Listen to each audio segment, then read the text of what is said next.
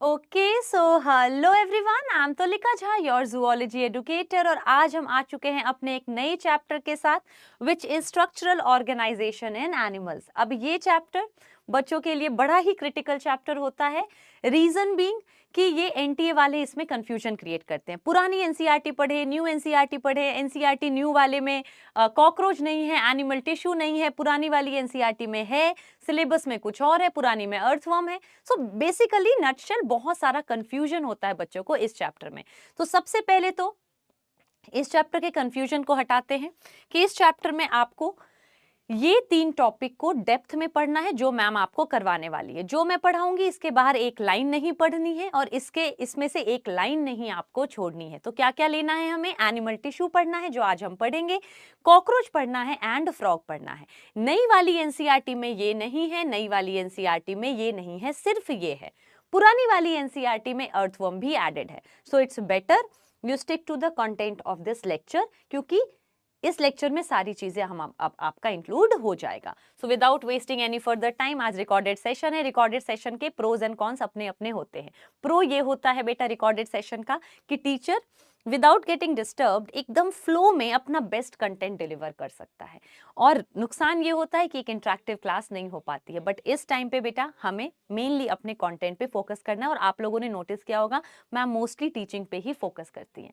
I also miss interacting with students, but उसका एक time आएगा, थोड़ा सा आगे चलते हैं फिर उसकी बात करेंगे, ठीक है। तो आज के चैप्टर में क्या कवर करने वाले हैं? आज के चैप्टर में हम कवर करने वाले हैं, एक तो इंट्रोडक्शन ले लेंगे, एनसीईआरटी पूरी लेकर आई हूँ, पुरानी होने सब कुछ लेकर आए हैं। Types of tissues and epithelial tissue. Connective tissue का सिर्फ एक इंट्रोडक्शन हो पाएगा, पूरा नहीं, अगली क्लास में वो हम करेंगे, ठीक है। Let's get started. सबसे पहले बेटा एक चीज बता दूं मैं, ये एनसीईआरटी जो बोलते रहते हो ना मैम, एनसीईआरटी को एक एक लाइन लेकर आती है, बट आपकी मेंटल सेटिस्फैक्शन के लिए एनसीईआरटी में ऑलरेडी आपको लेकर आई हूं, ठीक है। पूरी एनसीईआरटी लेकर आई हूं, बट एनसीईआरटी हम रीडिंग तब करेंगे once we are done with the concept part. पहले मैं पूरा का पूरा पढ़ाऊंगी, पूरा कॉन्सेप्ट नोट्स वोट्स बनाएंगे। नोट्स नहीं भी बनाओगे, मैम बना रही हैं, लेकिन एक टॉपिक जब फिनिश होगा तभी मैं आपको एनसीईआरटी की रीडिंग कराऊंगी। फिर एक टॉपिक फिनिश, फिर एनसीईआरटी की रीडिंग करेंगे। चलो जी, लेट्स गेट स्टार्टेड। चैप्टर का नाम है structural organisation in animals. That simply means आपको ये पढ़ना है इस चैप्टर में कि एनिमल्स का स्ट्रक्चर कैसे बनता है, कैसे हम ऐसे बन गए हैं, किन चीजों से हमारा ये स्ट्रक्चर बन गया है। तो अगर एनिमल्स की बात कर रहे हैं तो हमें ये तो पता है animals are multicellular. Animal kingdom पढ़ चुके हैं, यूनिसेलुलर को हम एनिमल नहीं बोलते। To be called as animal one needs to be multicellular, ठीक है। लेकिन लिविंग ऑर्गेनिज्म होने के लिए तो यूनिसेलुलर भी चल जाएगा, क्योंकि बैक्टीरिया भी लिविंग ऑर्गेनिज्म है, प्रोटिस्टा भी लिविंग ऑर्गेनिज्म है। तो चैप्टर में तो एनिमल्स के लिए स्ट्रक्चर की बात की है, लेकिन इंट्रोडक्शन में वो बेसिक लेके चल रहे हैं। तो हम क्या लिख दें यहाँ पे कि जो लिविंग ऑर्गेनिज्म है, जो लिविंग ऑर्गेनिज्म है, ये तो देखो 2 टाइप का हो सकता है, या तो होगा यूनिसेल्युलर या तो होगा मल्टीसेलुलर। लेकिन अगर एनिमल है फिर तो वो मल्टीसेलुलर ही होगा। तो यहां ब्रैकेट में लिख देते हैं एनिमल्स तो मैम इसी कैटेगरी में फॉल करेगा, ठीक है। अब अगर यूनिसेलुलर है ऑर्गेनिज्म तो वही एक सेल जो है, वही बेसिक एक जो सेल है वही उसका स्ट्रक्चर है। जो सेल का स्ट्रक्चर है वही इस ऑर्गेनिज्म का स्ट्रक्चर है, और यही सेल सारा फंक्शन करेगा, डाइजेशन भी करेगा, रेस्पिरेशन भी करेगा, सर्कुलेशन भी करेगा। एक ही सेल अपने आप में पर्याप्त है। बट अगर ऑर्गेनिज्म मल्टी सेलुलर है तो इसमें नंबर ऑफ सेल्स भी बहुत सारे होंगे। और क्या सारे सेल एक ही टाइप के होंगे? नहीं, टाइप्स ऑफ सेल्स भी बहुत ज्यादा होंगे। तो अगर मल्टी सेलुलर ऑर्गेनिज्म है, नंबर ऑफ सेल्स लिखते चलो, ये आपको मिल जाएंगे। Number of cells many, types of cells many, types of cells ये भी क्या होंगे? These are also many. और तो यानी कि अब इन सारे अलग अलग सेल्स को एक ऑर्गेनाइज्ड वे में काम करना पड़ेगा, डिवाइड करना पड़ेगा अपने काम को कि तुम ये कर लो, मैं ये कर लेते हैं। ऐसे आपका डिवीजन होगा लेबर का, काम में डिवाइड करेंगे, सारे अलग अलग टाइप के, जो टाइप जिस चीज में बेटर है, ठीक है। तो डिवीजन ऑफ लेबर करेंगे और ऑर्गेनाइज्ड वे में अपना काम करेंगे। अब एनसीईआरटी ने 2 एग्जाम्पल लेके चले हैं कि हाइड्रा की बॉडी में बहुत सारे सेल्स हैं, बहुत सारे टाइप्स के सेल्स हैं और हर टाइप में हजारों सेल्स है, थाउजेंड्स ऑफ सेल्स हैं। तो क्या बोल रहे हैं, हाइड्रा की बॉडी में एग्जाम्पल बोल रहे हैं वो hydra, many types of cells, many types of cells, and each type has thousands of cells, thousands of cell। यानी अगर एक इस टाइप का सेल है तो ये भी हजारों है, एक इस टाइप का सेल है तो ये भी हजारों है, ये वो कहना चाह रहे हैं। देन दे आर सेइंग जो एनिमल्स, हम ह्यूमन बीइंग की बात करें, हम में हजार नहीं, हम में तो millions of cells, billions of cells present है। तो नेक्स्ट क्या कह रहे हैं, ह्यूमंस में वो कह रहे हैं कि हम छोटी बात नहीं, हम तो बिलियंस ऑफ सेल्स से बने हैं, billions of cells, billions of cells. बस इंट्रोडक्शन में उन्होंने इसी की बात की है। And then they are saying आज बेटा राइटिंग नहीं, बोर्ड में कुछ रोबोटिक सा हो गया है, पहले भी ऐसे ही हो रहा था तो राइटिंग थोड़ी वियर्ड हो रही है, अपने आप घूम रही है, ठीक है, तो टेक इशू ठीक करेंगे अभी। ह्यूमंस में बिलियंस ऑफ सेल्स हैं, ठीक है, क्लियर है। Then they are saying these cells must work, next page ले लेते हैं, क्या लिखूं मैं, दीज सेल्स must work, लिखते चलो, must work together in organized way,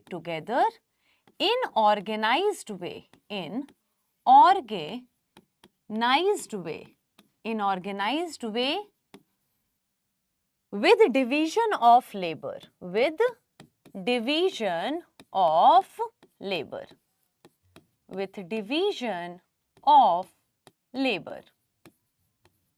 ठीक है, ऑर्गेनाइज्ड वे में काम करना पड़ेगा और अपने काम को डिवाइड करना पड़ेगा आपस में, तभी ये ठीक से परफॉर्म कर पाएंगे।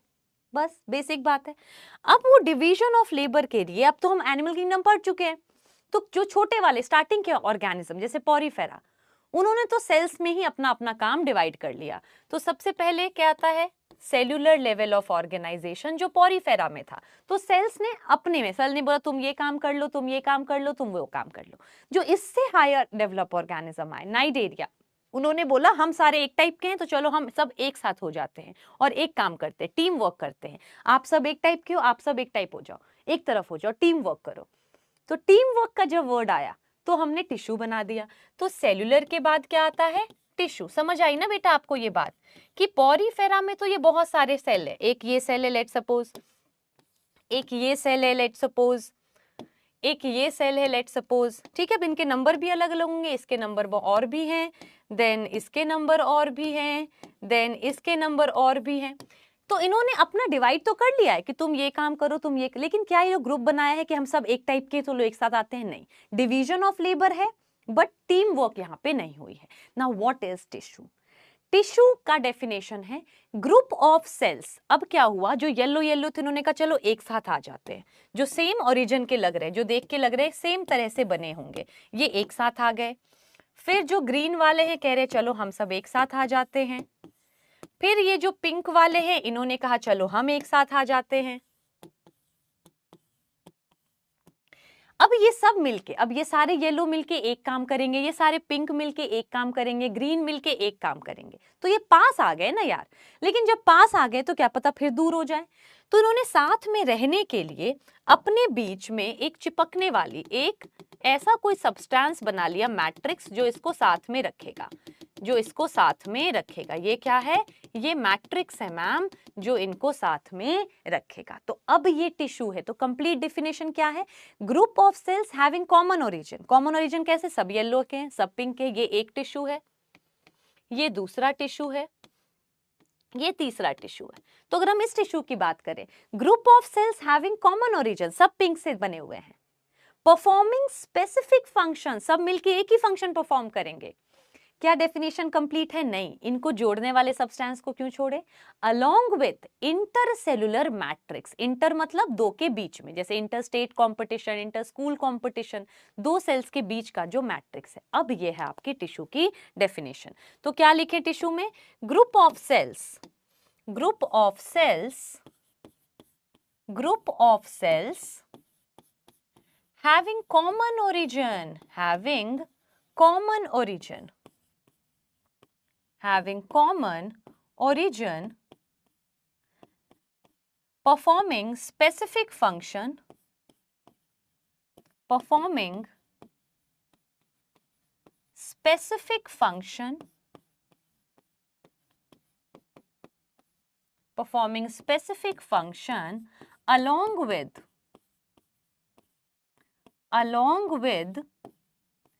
intercellular matrix holding them together, intercellular matrix, intercellular matrix, इसको हम बोलते हैं बेटा tissue. Group of sales having common origin performing specific function along with intercellular matrix in between. अब अगर आप और टेक्निकलिटी में जाओ तो अभी तो मैम के कहने से आपने मान लिया कि कॉमन ओरिजिन देखो सब पिंक लग रहे हैं, देखो सब येलो लग रहे हैं, देखो सब ग्रीन लग रहे हैं, बट क्या बॉडी में कलर के हिसाब से हुए होंगे? नहीं. तो ओरिजिन का मतलब क्या होता है? ओरिजिन का मतलब है बेटा अगर ये सारे सेल एंडोडर्म से बने हैं तो फिर ये सब एंडोडर्म से बने होंगे. ऐसा नहीं हो सकता कि ये 3 एंडोडर्म से, ये एक्टोडर्म से. अगर ये सारे मेसोडर्म से बने हैं तो सारे के सारे मेसोडर्म से, यानी अगर ये एक टिश्यू है तो इसके सारे सेल एक ही जर्म लेयर से बने होने चाहिए. तो by origin we mean same germ layer. By common origin, by common origin we mean same germ layer, same germ layer. कि जो germ layer है, ज्यादा थिकनेस ले लिए मैंने, हाँ, वो सेम होना चाहिए. ये है हमारा टिश्यू. This is tissue. ये तो बाद में रीडिंग करेंगे. अब टिश्यू बहुत सा, जैसे कुछ ऑर्गेनिज्म टिश्यू पे ही अपना काम बना लेते हैं कि टिश्यू से ही काम चल रहा है, लेकिन कुछ ऑर्गेनिज्म डेवलप होके फिर ऑर्गन लेकर आते हैं. तो नेक्स्ट क्या आ जाता है हमारे हायरार्की में? Next is our organ. Now what is organ ma'am? अब देखो बेटा, जब आपके किसी ऑर्गन में 2-3 अलग काम, जैसे एक टिश्यू एक काम कर रहा है, दूसरा टिश्यू कुछ और काम कर रहा है, तीसरा टिश्यू कुछ और काम कर रहा है, तो हम चाहते हैं ये तीनों काम एक साथ एक ऑर्गन में हो जाए. तो जब अलग अलग टिश्यू एक साथ आ जाते हैं और फिर एक ऑर्गन मिलके एक काम करता है तो उसे हम ऑर्गन बोलते हैं. यानी बहुत सारे टिश्यू एक साथ आ जाते हैं, ठीक है. लेकिन क्या हर ऑर्गन में जो टिश्यू है वो सेम टिश्यू चले जाएंगे? मैं क्या कहना चाह रही हूँ, लेट्स सपोज एक कोई ऑर्गन है हार्ट. अब हार्ट में इसकी जरूरत है, इसकी जरूरत है और इसकी जरूरत नहीं है. लेट्स सपोज हाइपोथेटिकली स्टमक में हो सकता है इन तीनों की जरूरत है, इंटेस्टाइन में हो सकता है इन दोनों की जरूरत है. यानी किसी भी ऑर्गन में सारे टिश्यू का प्रपोर्शन सेम रहे ये जरूरी नहीं है. किसी में ये ज्यादा है, किसी में ये ज्यादा है, किसी में ये ज्यादा है, किसी में ये नहीं है, किसी में ये नहीं है, किसी में ये नहीं है, ठीक है. तो प्रपोर्शन अलग अलग हो सकता है अलग अलग ऑर्गन में टिश्यू का. स्टेटमेंट बेस्ड क्वेश्चन के लिए ऐसी चीजें बता रही हूं मैं. देन हम कहते हैं पैटर्न भी अलग हो सकता है. अब किसी ऑर्गन में ये ग्रीन वाला अंदर की तरफ है, किसी ऑर्गन में ग्रीन वाला बाहर की तरफ है, किसी में बीच की तरफ है. तो प्रपोर्शन और पैटर्न पीपी अलग अलग होगा आपके डिफरेंट ऑर्गन्स में. तो ऑर्गन में क्या लिखें?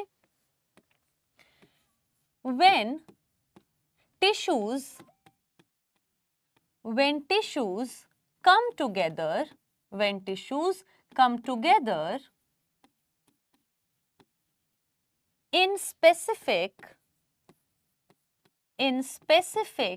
proportion and pattern, in specific proportion, बेटा आज pardon for the board work, कुछ हो गया, रोबोटिक है board, and pattern, in specific proportion and pattern, तो हम इसे बोल देते हैं ऑर्गन. और फिर कॉमन फंक्शन परफॉर्म करेंगे, ऑब्वियसली मिलके एक कोई फंक्शन परफॉर्म करेंगे.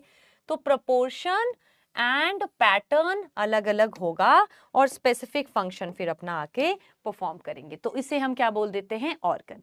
Now next is organ system. अब कुछ क्या करते हैं? Organ system. अच्छा, अगर आपसे पूछते हैं कि क्या कोई ऑर्गन है जिसमें चारों टिश्यू होंगे, तो हम बोलेंगे हाँ, ऐसे तो बहुत सारे ऑर्गन है जिसमें चारों टिश्यू होते हैं.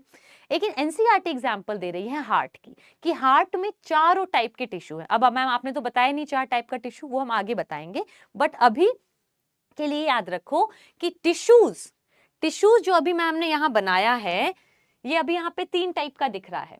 लेकिन एनिमल वर्ल्ड में, पूरे एनिमल्स में 4 टाइप के ही टिश्यू होते हैं। एक और बना देते हैं, बात ही खत्म। ये लो जी, ये है आपका 4th type of tissue.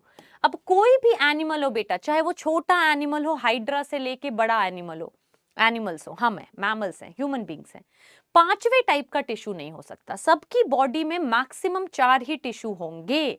Upper limit 4 he type के टिश्यू से पूरे एनिमल सारे बन जाते हैं। तो नेक्स्ट क्वेश्चन जो मैम ने अभी बोला कि क्या किसी ऑर्गन में चारों टाइप के टिश्यू प्रेजेंट है, तो हम कहेंगे ऐसे तो बहुत सारे ऑर्गन, लेकिन NCERT is saying heart. Example, heart has all 4 types of tissue, all 4 types of tissue। तो उसके लिए ये भी लिख लेते हैं कि हमारी बॉडी 4 टाइप के टिश्यू से बनती है। ऑल एनिमल्स, इसी के पीछे वाले में लिख लेंगे, यहाँ लिखते हैं ना टिश्यू वाले में लिख लेंगे, टिश्यू का तो आगे टॉपिक है ही हमारा प्रॉपर, वहां लिख लेंगे। ठीक है, heart has all 4 types of tissue. Then हम कह रहे हैं ऑर्गन सिस्टम की बात कर रहे हैं। Next we are talking about organ system. Organ system, अब इसमें भी जैसे बेटा ये स्टेटमेंट बेस्ड क्वेश्चन के लिए है, प्रपोर्शन और पैटर्न अलग अलग होगा, ये स्टेटमेंट बेस्ड क्वेश्चन में आता है। Now what is organ system, आपको समझ आ रहा है बेटा। किडनी यूरिन बनाता है, यूरेटर उसको आगे लेके जाता है, ब्लैडर उसको स्टोर करता है, यूरेथ्रा उसको निकाल देता है। यानी ये चारों के चारों ऑर्गन एलिमिनेशन ऑफ वेस्ट में इन्वॉल्व है, तो ये एक ऑर्गन सिस्टम है।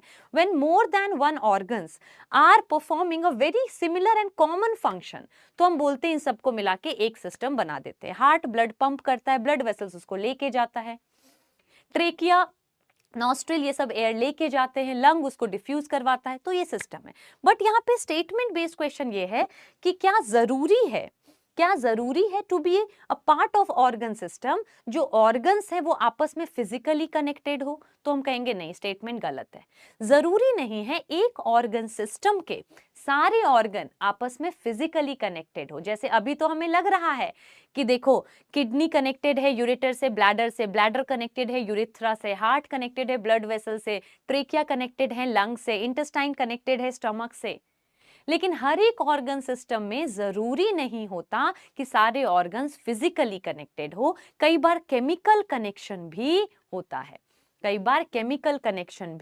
होता है, जैसे रिप्रोडक्टिव सिस्टम की अगर हम बात करते हैं तो फीमेल रिप्रोडक्टिव सिस्टम बेटा मेमोरी ग्लैंड्स भी आते हैं। क्या वो कनेक्टेड है आपके पेल्विक रीजन के रिप्रोडक्टिव सिस्टम से? नहीं, बट हॉर्मोन्स का आपस में सबका रेगुलेशन चलता है। जैसे इंटेंस लैक्टेशन के टाइम पे मेंस्ट्रुअल साइकिल रुकी रहती है, क्या आपके हार्मोन वाले सारे सिस्टम आपस में कनेक्टेड है? नहीं, वो तो केमिकल्स कनेक्ट कर रहा है। क्या एक न्यूरॉन हमेशा दूसरे न्यूरॉन से कनेक्टेड होता है to be a part of nervous system? नहीं, न्यूरोट्रांसमीटर 2 न्यूरॉन्स को कनेक्ट करते हैं। तो स्टेटमेंट बेस्ड क्वेश्चन के लिए ऑर्गन सिस्टम, व्हेन वन और मोर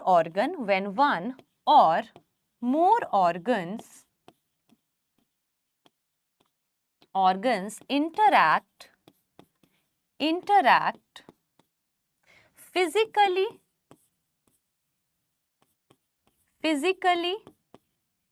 और केमिकली, ये याद रखना बेटा, फिजिक्स या केमिस्ट्री, और chemically to perform common function, तो उसे हम बोलते हैं, फिर क्या बोलते हैं उसको? फिर हम बोलते हैं ऑर्गन सिस्टम। ठीक है, क्लियर है? बस इंट्रोडक्शन में यही बात इन्होंने यहाँ पे की है। इंट्रोडक्शन एनसीईआरटी का है ये। In preceding chapter you came across a large variety of organism both unicellular and multicellular. पुराने में आपने पढ़ा है। In unicellular organism all functions like digestion, respiration and reproduction are performed by single cell. एक ही सेल सारे काम खुद ही कर लेता है, वही स्ट्रक्चर भी है। In complex body of multicellular animals, the same basic function are carried out by different groups of cell. Multicellular में अलग अलग group of cell different काम करेंगे. In a well organized manner, the body of a simple organism like Hydra is made up of different types of cells. और हर cell में ma'am ने कहा था हर type में thousands of होंगे. And the number of cells in each type can be thousands. ठीक है? The human body is composed of billions of cells to perform various function.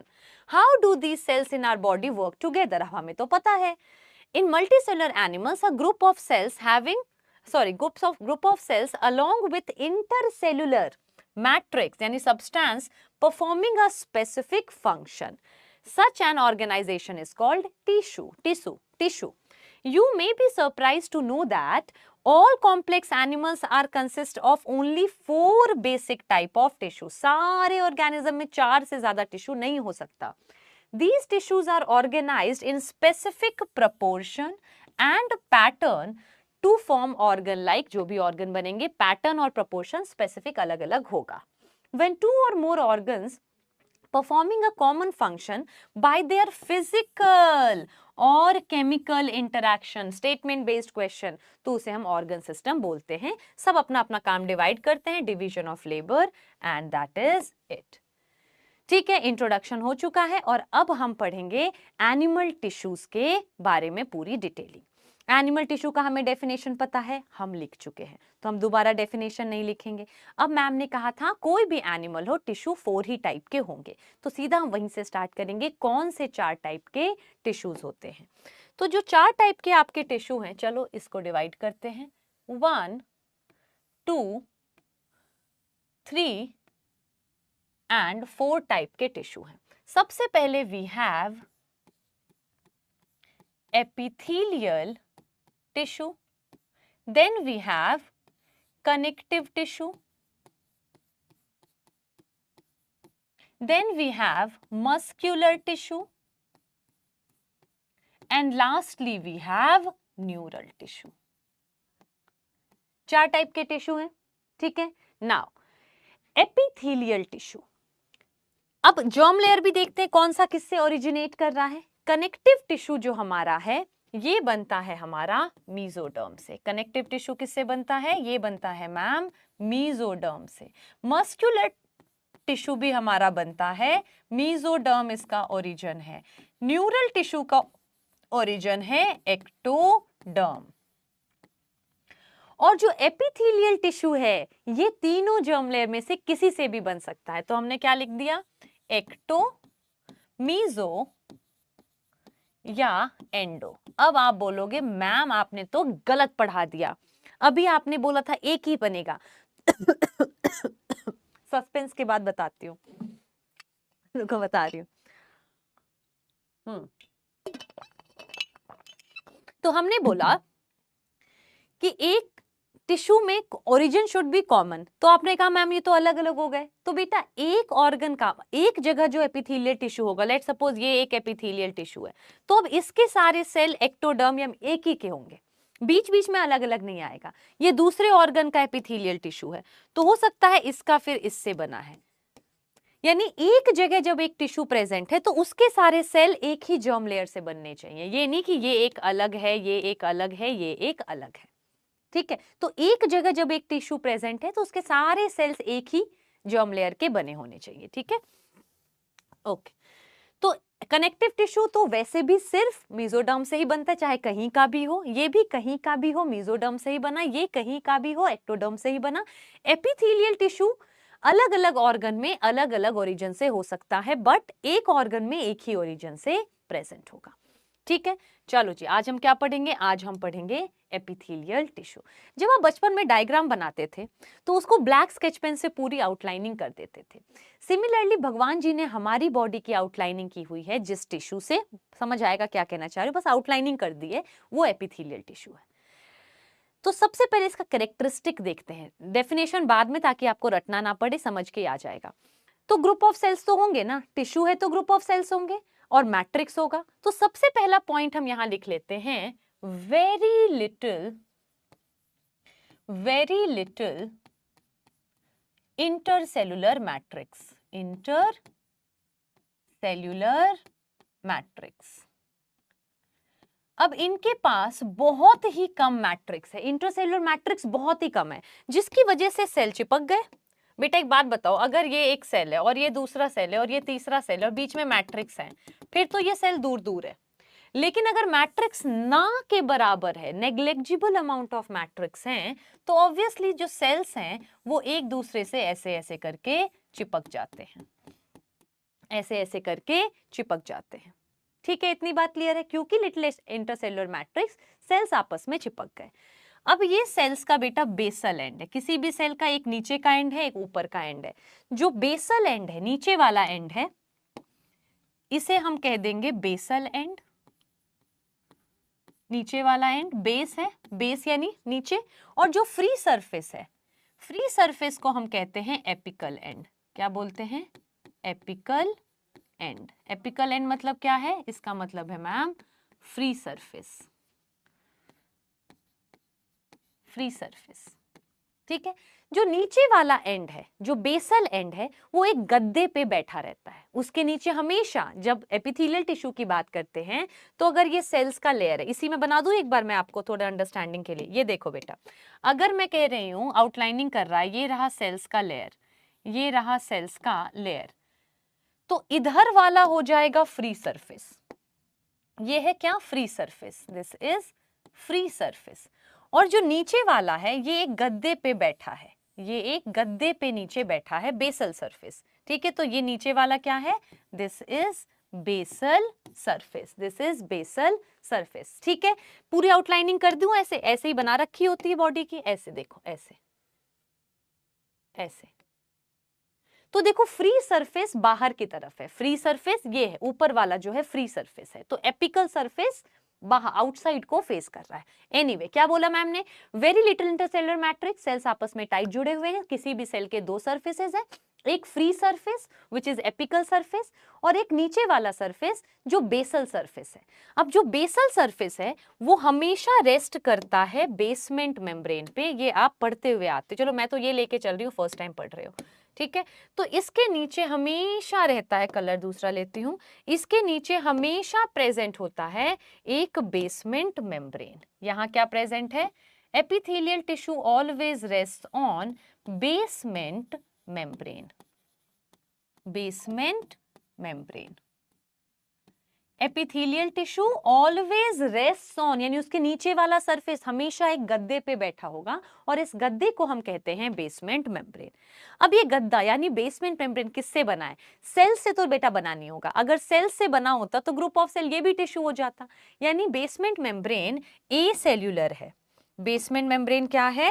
Basement membrane is a cellular. Basement membrane क्या है? ए cellular है। बना किससे है? Mucopolysaccharide, mucopolysaccharide, या फिर साथ में कुछ फाइबर्स भी प्रेजेंट होते हैं, यानी सेलुलर नहीं है, सेलुलर नहीं है, सेल्स नहीं है। क्या बोला मैम ने? एपिथेलियल टिश्यू के दो सेल्स, दो सरफेसेस है, एक फ्री सरफेस है एपिकल सरफेस, और एक नीचे है बेसल सरफेस। जो basal surface it always rest on basement membrane, जो कि म्यूकोपॉलीसेकेराइड से बना है, साथ में कुछ फाइबर्स भी प्रेजेंट है। ठीक है, इतनी बात क्लियर है? यस। अब एपिथेलियल टिश्यू का को हम कॉमनली एपिथेलिया भी बोलते हैं। कॉमनली क्या बोलते हैं इसको हम?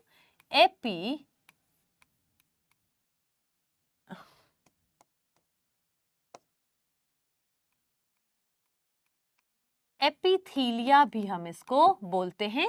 और अगर सिंगुलर है तो एपिथीलियम, प्लूरल है तो एपिथीलिया, सिंगुलर है तो एपिथीलियम। ये हमारी बॉडी की आउटलाइनिंग करा रहा है, अभी हमने बोला। तो देखो बेटा, जो फ्री सरफेस है वो या तो आउटसाइड को फेस कर रहा है। क्या मैम ये सिर्फ हमारी बॉडी की ही आउटलाइनिंग कर रहा है? नहीं, जो आपके इंटरनल हॉलो ऑर्गन है जिनमें कैविटीज होती है, जैसे फॉर एग्जाम्पल अगर मैं यहाँ पे स्टमक बना दूं, अगर बेटा मैं यहाँ पे एक स्टमक बना दूं, ठीक है, ये मैंने स्टमक बनाया, ये आपको दिख नहीं रहा होगा, तो इधर बनाते हैं, नेक्स्ट पेज पे चलते हैं। चलो, अगर बेटा मैंने यहाँ पे एक मोटा सा स्टमक बनाती हूँ, मतलब वॉल वाइज थिक,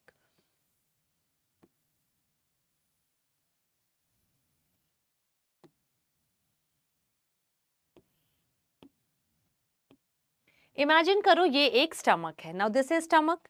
अब स्टमक के वॉल को मैं और थिक बनाती हूँ, रुक जाओ।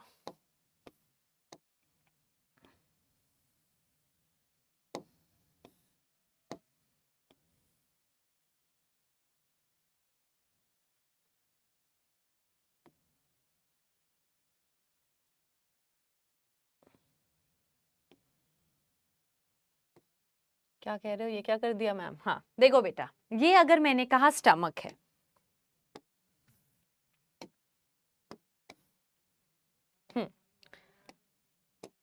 तो स्टमक जो है बेटा, ये इसके जो वॉल है, ये स्टमक में फूड होगा, यहाँ क्या होगा, मैं यहाँ मैम फूड होगा। ये कैविटी है स्टमक की, खाली कैविटी है। फूड किस में प्रेजेंट है मैम? कैविटी में प्रेजेंट है, तो यहाँ कैविटी लिख दे। ये स्टमक की क्या है? कैविटी है, जिसके अंदर फूड आएगा। मैं बेटा एकदम उस बच्चे के लिए पढ़ा रही हूँ जिसको जीरो से नहीं पता, इसीलिए मैं थोड़ा बेसिक जा रही हूँ। तो अब ये स्टमक का जो वॉल है, इसमें तो बहुत सारे लेयर होंगे। देखो, एक कोई चीज ये यहाँ प्रेजेंट है, कोई टिश्यू यहाँ प्रेजेंट है, कोई टिश्यू यहाँ प्रेजेंट है। एपिथेलियल टिश्यू हमेशा कैविटी की तरफ प्रेजेंट होगी, ये फिक्स्ड है। एपिथेलियल टिश्यू हमेशा कैविटी की तरफ, तो ये बना दिया मैंने एपिथेलियल टिश्यू की लाइनिंग। अब अगेन देखो बेटा, नीचे वाला बेसल सरफेस है, नीचे वाला बेसल सरफेस है, तो फ्री सरफेस किसकी तरफ है? फ्री सरफेस मैम कैविटी की तरफ है। ये क्या है? ये है बेटा इसका free surface, this is free surface. तो वापस चलते हैं इधर, जो एपिथेलियल टिश्यू का फ्री सरफेस है, या तो वो बॉडी के आउटसाइड को फेस कर रहा है, हमारी बॉडी की आउटलाइनिंग बनाता है एपिथेलियल टिश्यू, या अंदर के हॉलो ऑर्गन्स की बनाता है। जैसे स्टमक हॉलो ऑर्गन है, कैविटी है ना उसके अंदर, हार्ट हॉलो ऑर्गन है, कैविटी है ना उसमें, ब्लड है, ठीक है। इंटेस्टाइन हॉलो ऑर्गन है, ठीक है। ओवरीज हो गई, टेस्टिस हो गई। तो यानी कि बेसिकली एपिथेलियल टिश्यू जो है वो या तो बॉडी की आउटलाइनिंग बना रहा है, या इंटरनल हॉलो ऑर्गन्स की भी आउटलाइनिंग बना रहा है।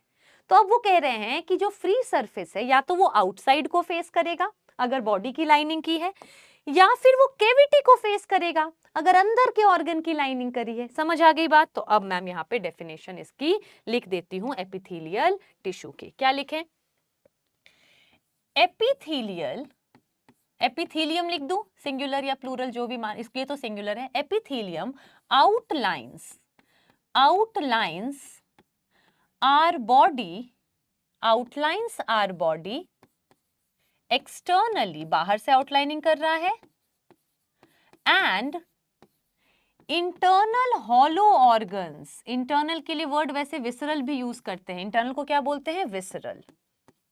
एंड इंटरनल यानी visceral hollow organs, hollow organs from inside, organs from inside, hollow organs from inside. ठीक है, ये आपको याद हो गया ना? एपिथेलियल टिश्यू बॉडी को तो आउटलाइन से करेगा, बाहर से एक्सटर्नली आउटलाइन करेगा, और जो इंटरनल खाली ऑर्गन्स हैं उसको अंदर से आउटलाइन करेगा। बाहर से भी कर सकता है बट अंदर से तो कंफर्म करेगा। तो जो फ्री सरफेस है, नेक्स्ट पॉइंट क्या लिखेंगे मैम? जो फ्री सरफेस है बेटा, फ्री सरफेस, आज कुछ हो रहा है राइटिंग में, free surface either face faces outside, या तो बाहर को फेस कर रहा है फ्री सरफेस, और cavity of organ, cavity of inner organ, या फिर इनर ऑर्गन की कैविटी को फेस कर रहा है। ये चीज सबको क्लियर हो जानी चाहिए, ठीक है बेटा? रटना नहीं है, किसी भी चैप्टर को मेरी क्लास में नहीं रटना है। तो हमने क्या बोला है? एपिथेलियल टिश्यू है, मैट्रिक्स बहुत कम है, सेल्स चिपके हुए हैं, सेल के दो एंड्स हैं, एक फ्री एंड है, एपिकल एंड, और एक बेसल एंड जो गद्दे पे बैठा है। गद्दा यानी बेसमेंट मेम्ब्रेन, जो कि सेल से नहीं बना, म्यूकोपॉलीसैकेराइड और फाइबर से बना है। एपिथेलियल टिश्यू को एपिथेलिया भी बोलते हैं प्लूरल में, एपिथेलियम भी बोलते हैं सिंगुलर में। ये आउटलाइनिंग करता है हमारी बॉडी को बाहर से, एंड हॉलो इंटरनल ऑर्गन्स को अंदर से, जिसकी वजह से जो फ्री सरफेस है या तो वो बाहर को फेस करेगा, या वो इंटरनल ऑर्गन की कैविटीज को फेस करेगा। ठीक है, दो कैरेक्टरिस्टिक फीचर पढ़ चुके हैं। क्या क्या पढ़ा है मैम? एक बेटा मैट्रिक्स कम है, और दूसरा बेसमेंट मेम्ब्रेन है, ये कहीं और नहीं है, बेसमेंट मेम्ब्रेन। ठीक है, क्लियर है? नाउ एक बार इतनी रीडिंग करके, नहीं पहले पूरा ही पढ़ा देती हूँ, रीडिंग क्यों करें? रीडिंग तो बाद में करेंगे, हाँ बाद में ही करेंगे। चलो अब आगे चलते हैं, अब आगे चलते हैं। अब एपिथेलियल टिश्यू दो टाइप के हो सकते हैं, एपिथेलियल टिश्यू दो टाइप के हो सकते हैं। अगर एक ही लेयर ऑफ सेल है तो simple epithelium, and more than one layer of cell है तो कंपाउंड एपिथेलियम। तो हम क्या लिख दें यहाँ पे? टाइप्स। क्या लिख दें? टाइप्स। टाइप्स तो मैम दो टाइप के हैं सिंपल, एक है हमारा सिंपल एपिथेलियम, एक है हमारा compound epithelium. Simple epithelium, only one layer of cell, only one layer of cell, only one layer of cells. और यहां क्या लिख दे? More than one layer of cells, more than one layer of cell, more than one layer of cell. बना ले। तो पहले बेटा आप बताओ, सबसे नीचे मुझे गद्दा तो दोनों में बनाना पड़ेगा, तो पहले मैंने यहां भी एक गद्दा बना दिया, मोटा करके बना लेते हैं। चलो जी, ये यहां भी मैंने एक गद्दा बना दिया, यहां भी मैंने एक गद्दा बना दिया। नाउ दिस गद्दा is what? This is ma'am basement membrane. अब इसके ऊपर सेल्स बनाएंगे। अगर बच्चा एक ही लेयर ऑफ सेल है, this is just one layer of cell, तो ये सिंपल एपिथेलियम है। अगर more than one layer of cells हैं, ये है एक लेयर ऑफ सेल, इसके ऊपर आया एक और लेयर ऑफ सेल, इसके ऊपर आया एक और लेयर ऑफ सेल, इसके ऊपर आया एक और layer of cell,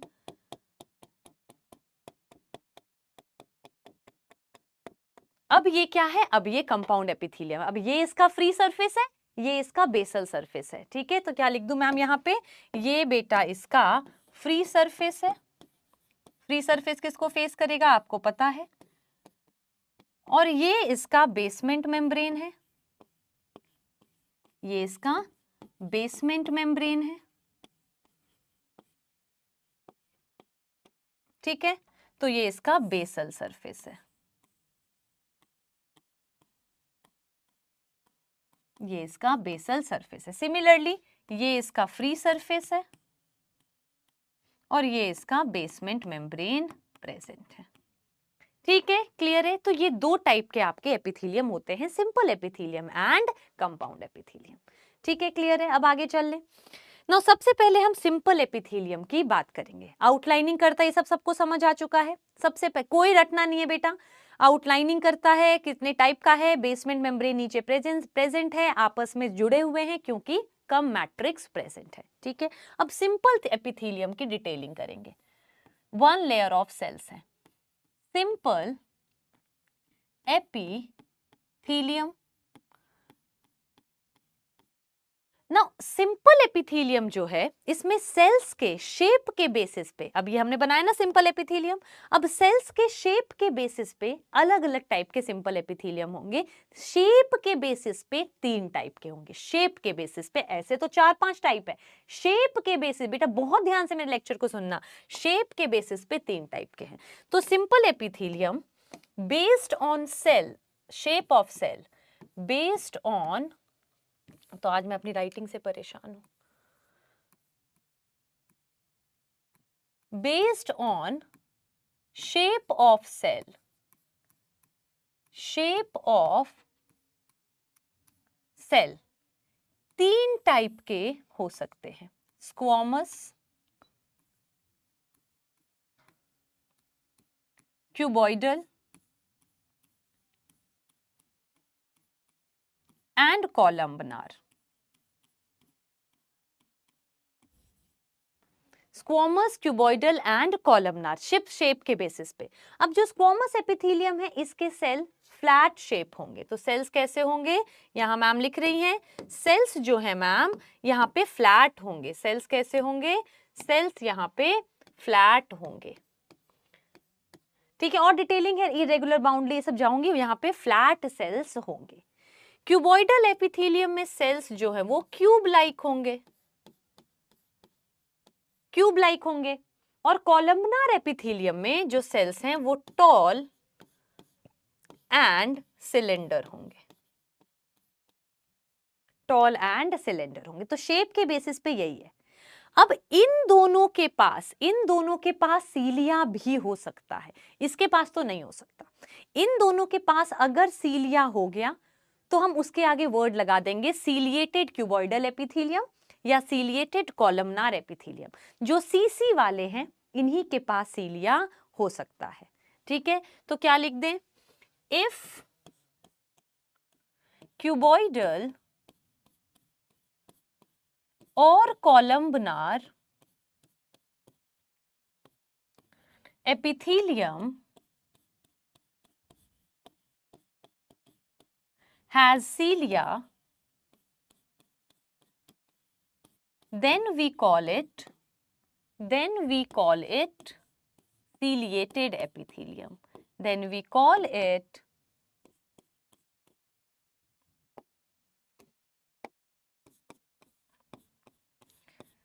ciliated epithelium. Then we call it ciliated epithelium. याद रखना शेप के बेसिस पे, स्टेटमेंट बेस्ड क्वेश्चन से शेप के बेसिस पे तीन ही टाइप के, टोटल सिंपल एपिथेलियम कितने टाइप के अकॉर्डिंग टू एनसीईआरटी 4 टाइप है, लेकिन शेप के बेसिस पे 3 टाइप है। इन दोनों के पास अगर सीलिया हुआ, इसके पास तो हो ही नहीं सकता, इन दोनों के पास अगर सीलिया हुआ then we are calling it ciliated epithelium. एक और आएगा स्यूडो स्ट्रैटिफाइड, बाद में बात करेंगे क्योंकि एनसीईआरटी ने बात नहीं की है। अब एक एक करके हमें सबके फंक्शन पढ़ने। नाउ सिंपल एपिथेलियम, क्योंकि एक ही है, मैं एसी बंद करवाऊं,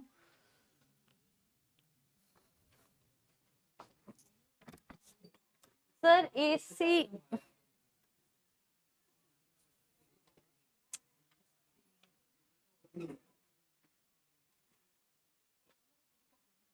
सर इसका एसी वो कर दीजिए। हाँ, so now we are saying, कहाँ थे हम, हाँ बेस्ड ऑन शेप हो गया। हाँ सिंपल एपिथेलियम बेटा, क्योंकि 1 लेयर ऑफ सेल्स है, ओनली 1 लेयर ऑफ सेल है, तो किसी भी सामान को अगर इस साइड से उस साइड जाना है, आप सोचो बेटा अगर बहुत सारा मैंने यहाँ पे सेल्स का लेयर लगा दिया तो मैं इधर से उधर जाऊंगी, मुझे एकदम हाई जंप करके जाना पड़ेगा, तो मैं ये प्रेफर करूंगी, या साइड में मैं गई मुझे एक ही लेयर ऑफ सेल दिखा तो मैं इजी वे लूंगी, है ना। तो बेसिकली क्योंकि सिंपल एपिथेलियम में 1 लेयर ऑफ सेल है, कोई भी सामान को अगर इस साइड से इस साइड जाना है तो एब्जॉर्प्शन या डिफ्यूजन सिंपल एपिथेलियम के थ्रू होगा।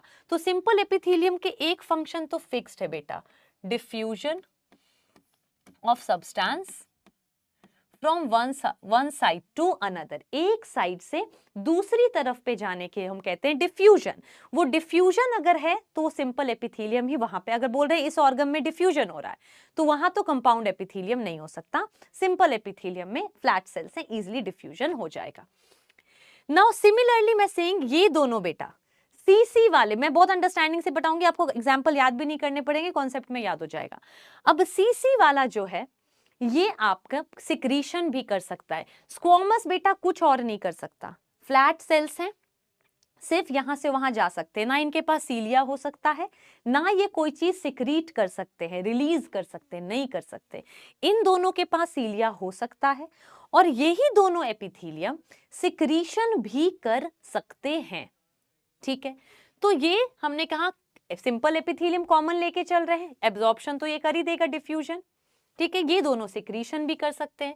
तो सेकंड फंक्शन हम लिख दें, यहाँ पे सिक्रीशन भी हो सकता है, यहाँ पे सिक्रीशन भी हो सकता है, डिफ्यूजन का ओब्लिक करके एब्जॉर्प्शन कर दे, एब्जॉर्प्शन कर दे, क्योंकि इधर से उधर गया, एब्जॉर्ब हो गया इस साइड से उस साइड, ठीक है। अब डिटेलिंग में चलते हैं, ठीक है। यानी सिंपल एपिथेलियम के दो फंक्शन तो काफी हमें क्लियर दिख रहे हैं, एक है डिफ्यूजन यानी एब्जॉर्प्शन और एक है सिक्रीशन। लेकिन सिक्रीशन में याद रखना सिर्फ ये दोनों वाले ही सिक्रीशन कर सकते हैं, ये दोनों वाले सिक्रीशन कर सकते हैं और ये वाला सिर्फ और सिर्फ डिफ्यूजन कर सकता है, क्योंकि सिंगल लेयर ऑफ सेल है, डिफ्यूजन तो ये भी कर सकता है, तो यहाँ भी लिख देंगे डिफ्यूजन यानी एब्जॉर्प्शन की हम यहाँ पे बात कर रहे हैं। तो सिंगल लेयर ऑफ सेल है तो डिफ्यूजन तो तीनों कर लेगा, इधर से उधर तो एक ही लेयर ऑफ सेल है, कैसा भी शेप हो पहुंच जाओगे। सिक्रीशन यानी सिर्फ यही दोनों करेंगे, डिफ्यूजन तीनों कर देंगे, ठीक है। अब आगे चलते हैं, सबसे पहले स्क्वॉमस एपिथेलियम की बात करते हैं। Number first is your squamous epithelium. तो हमने कहा सबसे पहले डिटेलिंग में हम स्टार्ट कर रहे हैं स्क्वॉमस एपिथेलियम। इसके दो नाम बेटा और होते हैं, एक हम इसे कहते हैं पेवमेंट एपिथेलियम और इसी को हम कहते हैं सेलेटेड एपिथेलियम, ठीक है। अब आप ये दोनों छोड़ सकते हो, जिसके आगे मैम ट्रायंगल लगा देती हैं वो एनसीईआरटी में नहीं है। सेल्स यहाँ पे फ्लैट हैं विद इररेगुलर बाउंड्री, यानी देखो फ्लैट सेल्स हैं, एक यहाँ आ गया, एक फिर यहाँ आ गया, फिर एक ने देखो इसी में से निकाल के यहाँ आ गया, ठीक है, फिर इसी के शेप में इसने ये ले लिया, फिर इसी के शेप में इसने ये ले लिया। यानी सेल्स एकदम फ्लैट फ्लैट हैं, चिपके चिपके सेल्स हैं, बाउंड्री फिक्स नहीं है, बाउंड्री इसकी इरेगुलर है। तो एक की इरेगुलरिटी में देखो बेटा, इसके इरेगुलरिटी में ये एंटर कर गया। तो बेसिकली हमने कहा, क्या कहा, स्क्वोमस एपिथेलियम में cells are flat with irregular boundary, तभी तो एक दूसरे में घुस गए, इरेगुलर बाउंड्री है तो एक दूसरे में घुस गए। तो क्या लिखें, cells are flat, cells are flat with irregular boundary, याद करते हुए चलना, with irregular boundary, cells are flat with irregular boundaries, irregular boundary के साथ है और फ्लैट सेल से, डायग्राम याद रखें तभी तो घुस गए एक दूसरे में, ठीक है। इसका फंक्शन तो एक ही है बेटा, चीजें आराम से इधर से इधर पास कर जाएगी।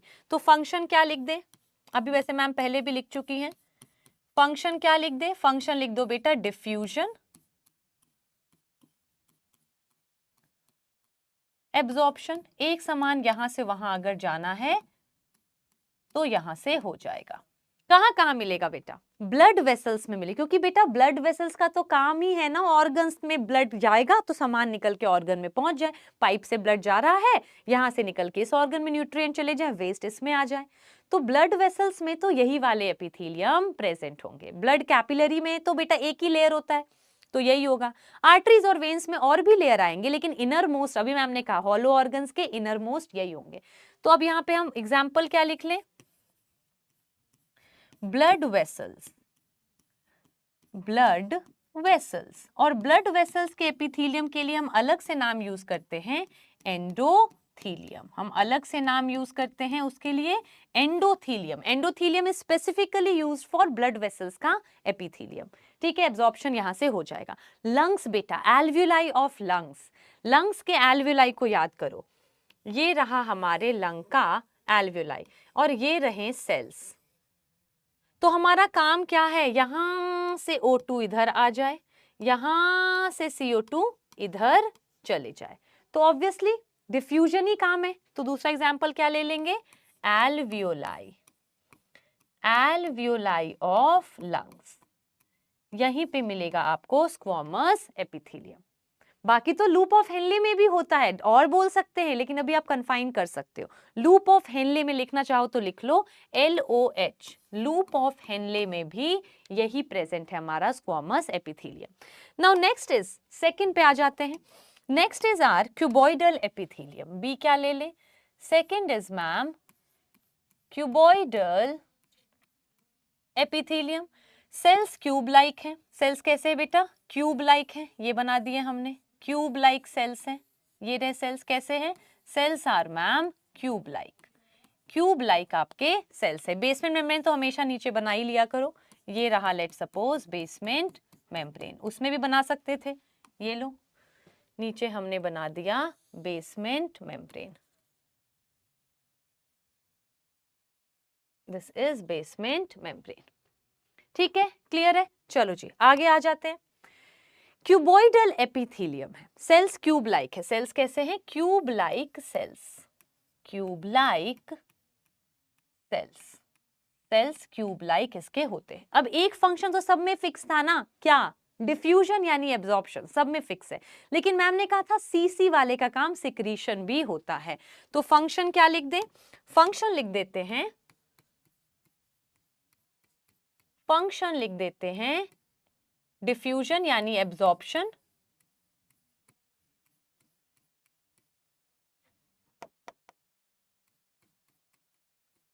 And secretion, and secretion, absorption and secretion. अब मैम अगर देखो बेटा, जब आपका कोई ऑप्शन आए ना, पूछे एपिथेलियम कौन सा प्रेजेंट, तो माइंड में सोचो कि इसका फंक्शन क्या डिफ्यूजन है। अगर आता है यस डिफ्यूजन, कोई सामान यहां वहां जाना है, तो सिंपल एपिथेलियम है। क्या इसका फंक्शन सिक्रीशन है, अगर सिक्रीशन नहीं है फंक्शन तो आप डाल दो, ये तो स्क्वोमस एपिथेलियम। अगर सिक्रीशन है फंक्शन तो फिर आपको कंफ्यूजन आएगी कि क्या ये क्यूबॉइडल है या फिर ये कॉलमनार है। तो अब कैसे मैम ठीक होगा, एग्जाम्पल क्योंकि मुझे याद कराने हैं। तो जैसे इससे पहले वाले एग्जाम्पल अगर आते हैं, क्या ब्लड वेसल कोई चीज सिक्रीट करता है? नहीं, सिर्फ सब्सटेंस को यहाँ से वहां ले जाता है। क्या यहाँ पे एल्वियोलाई में कुछ सिक्रीशन है? सर्फेक्टेंट नहीं बोलोगी, वो अलग सेल आ जाता है। तो हमने बोला नहीं। तो अब अगर आपका सिक्रीशन कम होना है तो छोटे छोटे सेल से काम चल जाएगा, लेकिन अगर सिक्रीशन बहुत ज्यादा करना है उस ऑर्गन को तो लंबे लंबे कॉलम वाले सेल्स आएंगे। More secretion needed, columnar epithelium. Less secretion required, छोटे सेल भी उतना काम कर देंगे। ठीक है, तो खुद सोचो मेरे बच्चों, खुद सोचो, एंजाइम ज्यादा सिक्रीट होता है बॉडी में या हार्मोन ज्यादा सिक्रीट होते हैं बॉडी में? सिक्रीशन तो ये दोनों की मेनली बात करते हैं ना। तो हार्मोन की तो डेफिनेशन में ही है इन ट्रेस अमाउंट, थोड़े ही अमाउंट में हार्मोन अपना काम करता है, थोड़ा थोड़ा सिक्रीट करता है। लेकिन हम तो भूखड़ है ना, खाना जब मर्जी खा लेते हैं, तो एंजाइम तो बार बार चाहिए। जितनी बार खाना खाओगे लो जितनी बार एंजाइम चाहिए। यानी अगर आपका एक्सोक्राइन ग्लैंड यानी आपके डाइजेस्टिव सिस्टम में सिक्रीशन चाहिए एंजाइम्स का, तो वो कॉलमनार एपिथेलियम, क्योंकि हम भूखड़, ऐसे याद रखना। ज्यादा सिक्रीशन बड़े सेल चाहिए, कम सिक्रीशन छोटू सेल से काम चल जाएगा। तो हार्मोन जो भी ग्लैंड्स बना रहे हैं, सिक्रीशन कर रहे हैं, वो सब क्यूबॉइडल सेल्स में डाल दो, और जो एंजाइम भूखड़ है हम, वो हमारे इधर आ जाएगा। ठीक है, तो इसके एग्जाम्पल में बेटा मैं लिख दूं थायराइड, जो भी ग्लैंड लिख सकते हो आप। थायराइड हो गया, टेस्टिस ओवरीज,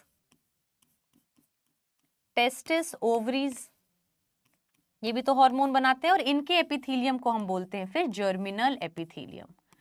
जर्मिनल एपिथेलियम क्यों बोलते हैं? और भी लिख सकते हो बेटा, सारे एंडोक्राइन ग्लैंड लिख लो, मैम ने इतने लिख दिए हैं। अच्छा, जर्मिनल एपिथेलियम क्यों बोलते हैं? अरे क्योंकि ये जर्म सेल्स बनाते हैं ना, ये जर्म सेल्स बनाते हैं, sperm and ovum are germ cells, तो इसके एपिथेलियम को हम जर्मिनल एपिथेलियम बोलते हैं। ठीक है, हार्मोन वाले सारे ग्लैंड्स इधर आ जाएंगे। थायराइड हो गया, टेस्टिस ओवरीज, ये हो गया। ठीक है, और क्या? Your PCT and DCT of nephron जब मैं आपको एक्सक्रीटरी सिस्टम पढ़ाऊंगी वहां हम देखेंगे कि पीसीटी में भी कुछ चीज का सिक्रीशन होता है, जैसे H+ आयन का होता है, पोटेशियम का होता है। इधर अगर चले जाते हैं हम डीसीटी में तो H+ का होता है, आपके अमोनिया का होता है। तो सिक्रीशन आपके होते हैं पीसीटी और डीसीटी के अंदर। यानी पीसीटी और डीसीटी, जो नेफ्रॉन है ना, उसके पीसीटी और डीसीटी में क्या प्रेजेंट है? Cuboidal epithelium. तो क्या लिख दें? PCT and DCT of nephron, PCT and DCT of nephron. अब बेटा आप खुद याद करो, एक बार याद करो, अगर हम कह रहे हैं ये है बोमन्स कैप्सूल, ये है पीसीटी, ये है लूप ऑफ हेनले, ये है डीसीटी, लेट्स सपोज। तो बोमन्स कैप्सूल में फिल्टर होके आना है सामान को, बोमन्स कैप्सूल में ब्लड से फिल्टर होके आना है सामान को, तो बोमन्स कैप्सूल में जो एपिथेलियम होगा वो तो स्क्वामस होगा। पीसीटी और डीसीटी में अभी मैम ने बताया क्यूबॉइडल होगा, और लूप ऑफ हेनले में अभी हमने थोड़ी देर पहले लिखा है स्क्वामस होगा। ठीक है, अभी हमने LOH में लिखा था। तो पीसीटी एंड डीसीटी में हो गया, ये इतना पहले याद करें। फिर से देखो बेटा, स्क्वामस एपिथेलियम है तो आपको लोकेशन याद नहीं करनी, सिर्फ डिफ्यूजन काम है। तो ब्लड वेसल्स हो गया, एल्वियोलाई हो गया, स्क्वामस एपिथेलियम कोई सिक्रीशन नहीं कर रहा। क्यूबॉइडल एपिथेलियम में आया, क्यूब छोटा है, कॉलमनार बड़ा है, ज्यादा सिक्रीशन कॉलमनार करेगा, कम सिक्रीशन क्यूबॉइडल करेगा। कम सिक्रीशन अगर चाहिए तो एंडोक्राइन ग्लैंड्स लिख दो। टेस्टिस ओवरीज के एपिथेलियम को जर्मिनल एपिथेलियम बोलते हैं, बाकी सारे एंडोक्राइन ग्लैंड्स आ जाएंगे। इसके अलावा बेटा नेफ्रॉन का पीसीटी और डीसीटी थोड़ा थोड़ा टिब्यूलर सिक्रीशन करता है, तो टिब्यूलर सिक्रीशन के लिए PCT and DCT of nephron भी यहीं पे आ जाएगा। इसके अलावा जो डक्ट्स होते हैं ना, छोटे छोटे ग्लैंड्स के जो डक्ट्स होते हैं, उसमें भी स्टार्टिंग में ये प्रेजेंट होता है। स्मॉल डक्ट्स ऑफ ग्लैंड या फिर ducts of gland, ducts of glands, glands के ये जो ग्लैंड्स है ना, इन ग्लैंड्स के डक्ट में भी स्टार्टिंग में होगा। ये जो ग्लैंड्स हमने एंडोक्राइन ग्लैंड्स लिखे हैं, इनके स्टार्टिंग के डक्ट्स में भी यही प्रेजेंट होगा। तो जिससे बना है, छोड़ना नहीं चाह रहा था एपिथेलियम, डक्ट में भी पहुंचा, फिर रियलाइज हुआ अरे मैं तो डक्ट में आ गया, तो फिर बाद में खत्म हो जाता। स्टार्टिंग में ये भी रहता है। Is it clear? ये हो गए हमारे। तो फंक्शन बेटा यहाँ पे एक्सक्रीशन भी लिख सकते हैं, जैसे पुरानी एनसीईआरटी ने एक्सक्रीशन भी फंक्शन में लिखा हुआ था। तो एब्जॉर्प्शन, सिक्रीशन एंड एक्सक्रीशन वो इसलिए लिख देते हैं क्योंकि पीसीटी और डीसीटी में प्रेजेंट होता है। ठीक है, क्यूबॉइडल एपिथेलियम हो गया। Now next is your columnar epithelium. Next कौन सा है मैम? नेक्स्ट है हमारा columnar epithelium. Columnar epithelium, cells tall and cylinder. अब सेल्स आपके बड़े लंबे लंबे हो गए। सेल्स कैसे हो गए? सेल्स तो मैम एकदम लंबे लंबे हो गए, ऐसे लंबे लंबे सेल्स हो गए। अब जब इतने लंबे, नीचे बेसमेंट मेम्ब्रेन, अब सेल्स जब बेटा लंबे लंबे हो गए तो ग्रेविटी की वजह से न्यूक्लियस नीचे की तरफ आ गया। ऐसे आप याद रख लो, nucleus at the base. Nucleus कहाँ आ गया? नीचे आ गया ma'am. Nucleus at base. Nucleus किधर आ गया मैम? नीचे की तरफ आ गया। ये डायग्राम याद रखना, nucleus comes to the base. Cells are tall, column like, nucleus comes to the base. ठीक है, क्लियर है? अब इसका फंक्शन, अब भी तो मैम ने बताया, सिक्रीशन तो करेगा ही करेगा। कहाँ करेगा? जहां पे भुखड़ों की तरह हम खाना खाएंगे ज्यादा सिक्रीशन करेगा। तो फंक्शन तो पता ही लग गया ना हमें। फंक्शन तो हमें पता है, एब्जॉर्प्शन तो सबका ही है। सिंपल एपिथेलियम में एब्जॉर्प्शन फंक्शन तो सबका ही पढ़ रहे हैं हम, लेकिन इसमें साथ में क्या आ गया? सिक्रीशन मैम इधर भी आ गया। सिक्रीशन मैम इधर भी आ गया। ठीक है, याद करते हुए चलना बेटा। अब एग्जाम्पल क्या लिख ले? एग्जाम्पल लिख लो सारे। इंटेस्टाइन, स्टमक, स्टमक हो गया, एंजाइम बनाता है ना स्टमक। इंटेस्टाइन हो गया, एंजाइम बनाता है ना इंटेस्टाइन। जहां जहां पे भी ज्यादा सिक्रीशन है, और एग्जांपल्स है बेटा, लेकिन we are confining to NCERT. ठीक है, तो इससे ज्यादा हमें करना नहीं है इसमें। अब सीलिएटेड की बात करते हैं। ठीक है, फिर रीडिंग करोगे तो आपको सब याद होगा। ठीक है, चलो एक बार देख भी लेते हैं। ये देखो, ये है फ्लैट सेल। देखो कैसे एक दूसरे में फिट हो गए हैं, ऐसे एक दूसरे के अंदर ऐसे फिट है। देखो ये देखो, ये इसके अंदर फिट है, ये इसके अंदर फिट है। ये फ्लैट सेल्स हैं। ये टॉल टॉल सेल्स हैं, क्यूब जैसे सेल्स हैं। ये देखो टॉल टॉल सेल्स प्रेजेंट हैं। ये उन्होंने ऊपर नीचे किया, न्यूक्लियस हमेशा नीचे ही आ जाएगा। ये तो उन्होंने टॉल सेल्स में क्या किया है? सीलिया बना दिया है। इन्होंने टॉल सेल्स में सीलिया बना दिया है। ठीक है, ये आगे चलेंगे, ये भी आगे चलेंगे। इतनी सी आप चाहो तो मैम रीडिंग भी करवा सकती ताकि हमें सब क्लियर रहे। देखो बेटा, we commonly refer to epithelial tissue as epithelium या epithelia. This tissue has a free surface. This tissue has a free surface which faces either a body fluid यानी body की cavity और outside environment and thus provides a covering or lining to some parts of your body. Ma'am वहां से read कर रही है। The cells are compactly packed with little intercellular matrix.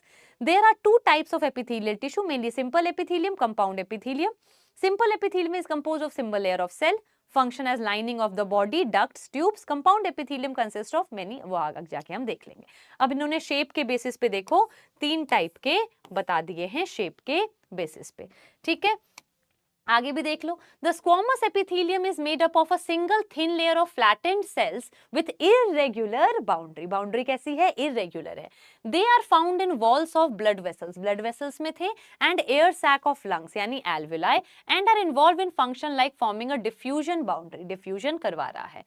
The cuboidal epithelium is composed of a single layer of cube-like cells. This is commonly found in ducts of gland. Ma'am ने कहा ducts of glands में tubular part of nephron in kidney यानी PCT and DCT, and its main function is secretion and absorption. Absorption सबका ही है, secretion भी यहाँ पे आ चुका है। The epithelium of PCT of nephron in kidney has microvilli. ये तो हम पढ़ेंगे बेटा, वहाँ पे brush border appearance होता है, microvilli बना लेगा। The columnar epithelium is composed of a single layer of tall and cylinder cell. Their nucleus located at the base. ठीक है, चलो। Now आ जाते हैं ciliated epithelium पे। अब ये चीज याद रखना, कि ciliator किस में हो सकता है? Ciliated ciliated epithelium. If cuboidal and columnar, if cuboidal and columnar cells have cilia, इन्हीं दोनों के पास सिर्फ सीलिया हो सकता है और किसी से स्क्वोमस के पास सीलिया की हम बात नहीं करते, तो सीलिएटेड एपिथेलियम हो गया। अब यार देखो, सीलिया दो टाइप का होता है, एक होता है मोटाइल सीलिया जो मूवमेंट कर सकता है, एक होता है नॉन मोटाइल सीलिया जो मूवमेंट नहीं कर सकता है। इतनी डिटेलिंग एनसीईआरटी में आपके नहीं है, स्टीरियोसीलिया काइनोसीलिया नहीं है, तो नीट तो एनसीईआरटी बेस्ड है तो हम कुछ बात नहीं करेंगे, बट जस्ट जनरली मैंने बता दिया सीलिया कैन बी मोटाइल, काइनो यानी मोटाइल, काइनामेटिक से आएगा, नॉन मोटाइल को स्टीरियोसीलिया बोलते हैं, ठीक है, लेकिन NCERT is only focusing on motile cilia. तो हम कह रहे हैं सीलिएटेड एपिथेलियम का जो सीलिया है इसका फंक्शन है मूवमेंट करना सब्सटेंसेस का, मूवमेंट करना सब्सटेंसेस का। तो जहां जहां पे मूवमेंट कराना है किसी भी डायरेक्शन में, इधर ले जाना है, वो सीलिया का काम है।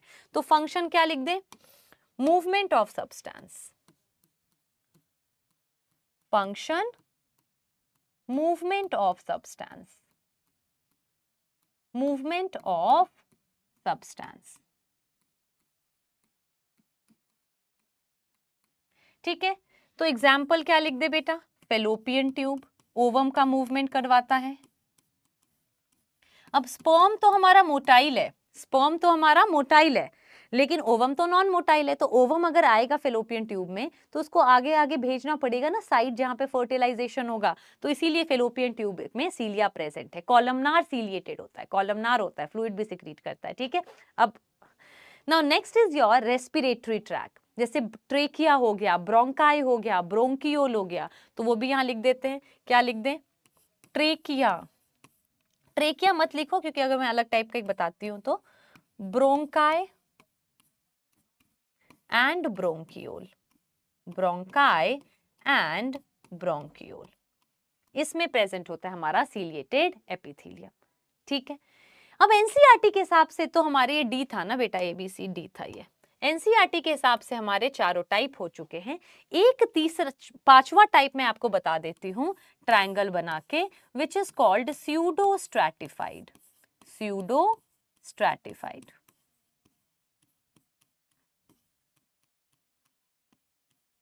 What are pseudo stratified? Pseudo मतलब false, strata मतलब लेयर। तो अगर लेयर आ गया, लेयर यानी more than one layer of cell, तो वो रहेगा ही नहीं simple epithelium. Simple epithelium should have one layer of cell, तो हम कह रहे हैं ये तो फॉल्स लेयर है। तो कई बार क्या होता है, जो सेल हैं कुछ सेल का शेप टॉल हो जाता है, साइड में क्यूबॉइडल सेल्स भी हैं, फिर कॉलमनार सेल्स आ गए, फिर क्यूबॉइडल सेल्स आ गए, तो हमें ऐसे लग रहा है दो लेयर ऑफ सेल्स हैं, जबकि हैं ये एक ही लेयर ऑफ सेल, अलग अलग शेप के प्रेजेंट है। तो इसको देख के लगता है हमें फॉल्स लेयर्ड है, pseudo stratified. One epithelium if has more than two sizes of cells, it appears that they are layered, but in fact they are only present in one layer. तो इसको हम क्या बोलेंगे, false layer है। Strata, ये pseudo मतलब false, strata मतलब layer. False layering है क्योंकि शेप सेल का अलग अलग है, तो हमें देख के लग रहा है दो लेयर है। ये होते हैं स्यूडो स्ट्रैटिफाइड, ये प्रेजेंट होते हैं हमारे ट्रेकिया में, ये प्रेजेंट होता है, इसमें सीलिया भी प्रेजेंट होता है ना। तो सीलिएटेड में ही मैं लिखना चाह रही थी क्योंकि एनसीईआरटी में नहीं है, बट स्यूडो स्ट्रैटिफाइड सीलिएटेड इसको आप बोल सकते हो, ठीक है। With this we are done with types of simple epithelium. अब अभी मैम ने आपको बोला कि जो, एक बार रिवाइज कर ले खट से प्लीज बेटा, स्क्वामस एपिथेलियम कहाँ प्रेजेंट, पहले बताओ फंक्शन क्या था स्क्वामस का। स्क्वामस का सब कुछ रिवाइज करते हैं। Cells of squamous epithelium are flat with irregular boundary. इसका फंक्शन है एब्जॉर्प्शन सिर्फ, जिसको हम डिफ्यूजन भी बोल सकते हैं। ये ब्लड वेसल्स में प्रेजेंट है और एल्वियोलाई में प्रेजेंट है। ब्लड वेसल्स के एपिथेलियम को हम एंडोथेलियम भी बोलते हैं। क्यूबॉइडल एपिथेलियम, एब्जॉर्प्शन डिफ्यूजन तो सारे सिंपल एपिथेलियम का फंक्शन है। इसका फंक्शन सिक्रीशन भी हो सकता है, सिक्रीशन वाले या क्यूबॉइडल हैं या कॉलमनार हैं। अब कम सिक्रीशन क्यूबॉइडल, ज्यादा सिक्रीशन कॉलमनार। आपका क्यूबॉइडल एपिथेलियम में क्यूब लाइक सेल्स प्रेजेंट है। ये मैम हमारे एंडोक्राइन ग्लैंड्स में आ जाएंगे, थायराइड में आएगा, टेस्टिस ओवरी में भी आएगा, जर्मिनल एपिथेलियम। इसके अलावा जिस भी ग्लैंड में प्रेजेंट होगा उसके डक्ट में भी थोड़ा सा चला जाएगा। तो डक्ट में याद रखना क्यूबॉइडल एपिथेलियम है, डक्ट में क्यूबॉइडल एपिथेलियम है, डक्ट में क्यूबॉइडल एपिथेलियम है। ठीक है, देन हमने बोला PCT and DCT of nephron में भी प्रेजेंट है, PCT and DCT of nephron में भी प्रेजेंट है। ठीक है, कॉलमनार एपिथेलियम, ज्यादा सिक्रीशन चाहिए, cells tall cylinder like, nucleus नीचे आ गया, न्यूक्लियस एट द बेस। अब ये हमारे भुक्खड़ वाले इंटेस्टाइन में, स्टमक में यहाँ पे आ जाएगा। फंक्शन क्या हो गया इसका, सिक्रीशन एंड एब्जॉर्प्शन तो हर जगह ही प्रेजेंट था। सीसी जो सिक्रीशन कर सकते हैं, सीसी जो क्यूबॉइडल कॉलमनार है उनके पास सीलिया भी हो सकता है। सीलिया अगर है तो सीलिएटेड एपिथेलियम, एनसीईआरटी बोलती है फेलोपियन ट्यूब, ब्रोंकाई ब्रोंक्यूल में ये प्रेजेंट होते हैं। अलग से मैम ने बताया स्यूडो स्ट्रैटिफाइड, फॉल्स लेयरिंग है क्योंकि कुछ सेल लंबे हैं कुछ छोटे हैं, ये हमारे ट्रेकिया में प्रेजेंट होता है। ठीक है, अब क्योंकि बेटा दो एपिथेलियम आपके सिक्रीशन कर सकते हैं, क्यूबॉइडल एंड कॉलमनार, तो इन दोनों को मिला के हम ग्लैंडुलर एपिथेलियम बोलते हैं। सिंस cuboidal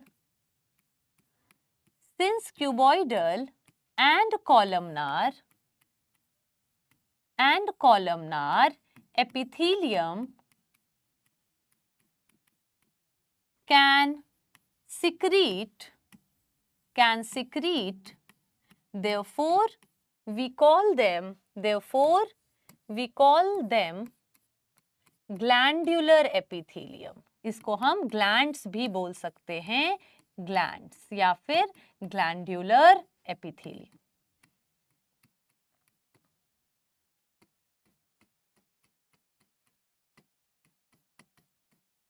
ठीक है, अब आपके ग्लैंड्स दो टाइप के हो सकते हैं। ग्लैंडुलर एपिथेलियम समझ आ गया क्या, सिंपल एपिथेलियम में क्यूबॉइडल एंड कॉलमनार को हम ग्लैंडुलर एपिथेलियम भी बोल सकते हैं। अब ग्लैंड्स आपके दो टाइप के हो जाएंगे, यूनिसेलुलर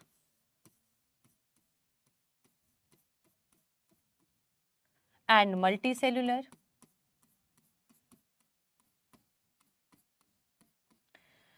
अब जैसे स्टमक में बेटा, अगर मैं स्टमक बना दूं, चलो स्टमक बना लेते हैं। अगर मैंने ये स्टमक बना दिया, तो स्टमक के जो ये एक एक सेल्स हैं, ये रहे सेल्स, ये आपके कॉलमनार एपिथेलियम में, जल्दी याद करो, जल्दी बोला था मैंने, स्टमक और इंटेस्टाइन में सिक्रीशन कौन कर रहा है, कॉलमनार, बड़े वाले एंजाइम बड़े बड़े सेल सिक्रीट करेंगे, तो मैम ये कॉलमनार एपिथेलियम है ना। ठीक है, अब ये जो अपना एंजाइम बनाएगा ना, वो डायरेक्टली इस सेल ने फूड पे डाल दिया, इसने अपना फूड पे डाल दिया सिक्रीशन, इसने अपने फूड पे, यानी हर एक सेल अपना अपना एंजाइम डायरेक्टली फूड के ऊपर डाल रहा है। तो हर एक सेल अपना इंडिविजुअल ग्लैंड है। अब इसको इससे मतलब नहीं, उसको उससे मतलब नहीं, यानी ये यूनिसेलुलर ग्लैंड्स हो गए, एक एक सेल आपका ग्लैंड है, गैस्ट्रिक ग्लैंड। ठीक है, तो हमने क्या बोला एग्जाम्पल में, यूनिसेलुलर में गैस्ट्रिक ग्लैंड, स्टमक वाले बेटा डायरेक्टली किसी और को किसी से मतलब नहीं है, तो यूनिसेलुलर अपने आप में ही फिक्स्ड है। मल्टी सेलुलर में देखो, सलाइवरी ग्लैंड की बात करते हैं, माउथ में हमारा सलाइवरी ग्लैंड है। अब सलाइवरी ग्लैंड कुछ ऐसा है, यानी ये सारे सेल्स हैं, ये सारे सेल्स जो हैं एक साथ मिलके अपने सिक्रीशन को बाहर निकालेंगे। जब ये सारे के सारे सेल्स एक साथ, ये सारे सेल्स हैं लेट्स सपोज, अब ये सारे सेल्स मिलके एक साथ डक्ट में अपने सिक्रीशन को निकालेंगे, तो ये किसका एग्जाम्पल हो गया, सलाइवरी ग्लैंड, मल्टी सेलुलर का। तो यहाँ क्या एग्जाम्पल लिख दें, सलाइवरी ग्लैंड। ठीक है, दिस इज सलाइवरी ग्लैंड। ठीक है, तो यही यहाँ पे आई गेस इन्होंने, ये तो हमने देख ही लिया है डायग्राम। ये देखो बेटा, ये एक एक सेल को बोल रहे हैं ये यूनिसेलुलर ग्लैंड है, एक एक सेल अपना सिक्रीशन खुद कर रहा है। ये देखो सारे मिलके एक साथ यहाँ से सिक्रीशन निकालेंगे, तो ये वाले हमारे हो गए वो वाले। ठीक है, क्लियर है, यस। अब हम आगे चलते हैं। अब ग्लैंड्स बेस्ड ऑन वो कैसे सिक्रीट कर रहे हैं, ग्लैंड्स के दो टाइप और होते हैं, one is exocrine gland, one is endocrine gland. एक सेकेंड,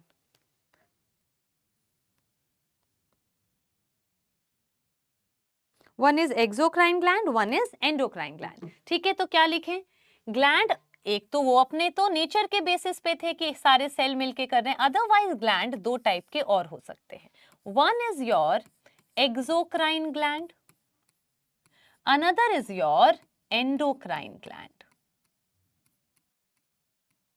अब एक्सोक्राइन ग्लैंड वो है जो अपना सिक्रीशन डक्ट में डालेगा, डक्ट में डालेगा जो वो एक्सोक्राइन ग्लैंड है, और जो अपना सिक्रीशन डायरेक्टली ब्लड में डाल देगा या जो भी टिश्यू फ्लूइड उसके साइड में है उसे हम क्या कह देंगे, उसे हम कह देंगे endocrine gland.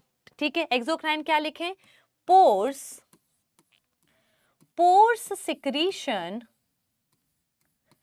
Pores secretion into duct, कहां डालेगा, डक्ट में डालेगा। और यहां क्या लिख दे, pours secretion